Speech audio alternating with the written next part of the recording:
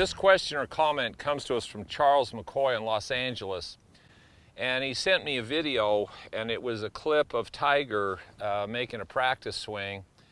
And he says, if I'm not mistaken, this looks very close to the Malaska move.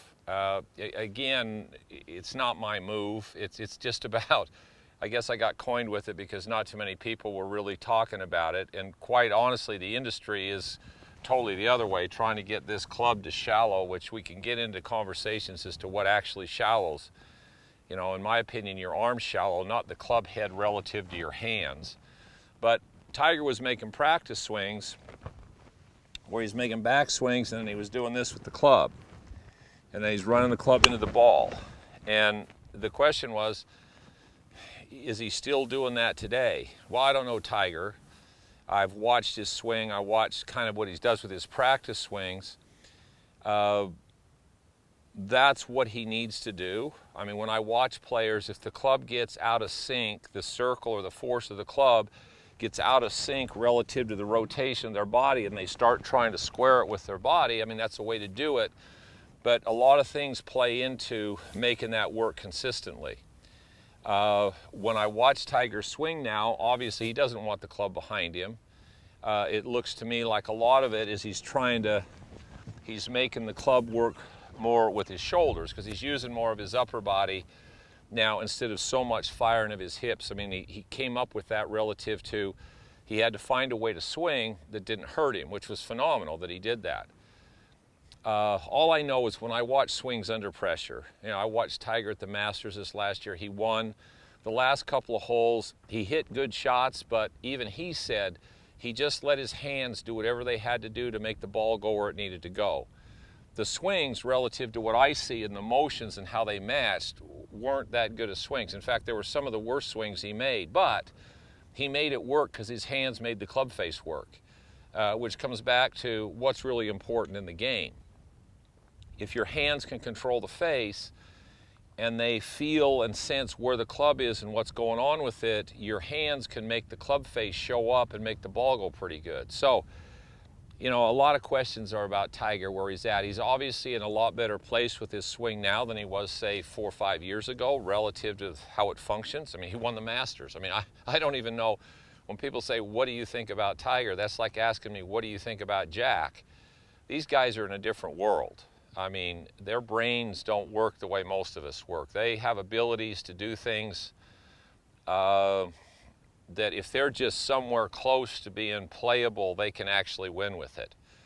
So Tiger's a very unique individual. I mean, everybody's enamored with Tiger physically, but that's part of it. I even question some of that relative to how much of it's really helped him and how much maybe he's gotten in his way. But what's interesting to me and what's incredible is mentally what he's been able to do. We don't spend enough time understanding that side of the game and how you perceive and how you work with what your game is and what it isn't. And being able to take what you have and realistically assessing what it is and put it into a game plan where you can shoot the best score you can shoot. When you start looking at the Tiger Woods and you look at the Jack Nicklaus and you look at the superstars, they were able to do that probably better than anybody else. So they could make, when it wasn't very good, still be playable. Most of us are looking for that perfect day when the swing's right on and it works perfect and okay, here we go. Well, that's when everybody plays their best. But can you play and be competitive when you feel terrible, you feel out of sync, you're not hitting it that great? That's when you really find out how good a player somebody is. So, answer the question, yeah, what he was doing there relative to what you have to do to offset what the club wants to do to keep it in the right arc, it was phenomenal. Has he gotten away with it?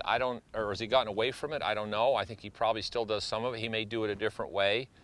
But everybody, once they sense the club working correctly, they kind of know what it feels like, and they start trying to come up with different ways to make it work. So I don't know where he's at.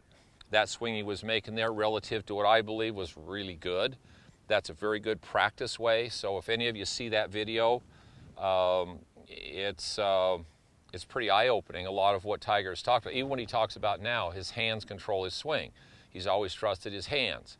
You know, so his hands make the club face work and his arms control his body. I mean, that's Jack Nicklaus. That's a lot of these great players. Yet the industry has skewed from that and gone to your body controls your hands and arms. You don't have to think about your hands. In fact, take your hands out of the game and make your core work, and the club face is just going to automatically show up.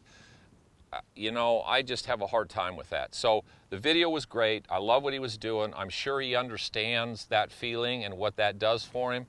As far as for where Tiger is or isn't and what he's doing, I mean, it's a guess for all of us. Other than I just hope he keeps staying in there and we can keep enjoying watching the Tiger Woods, the mental, the competitor Tiger Woods more than the physical Tiger Woods.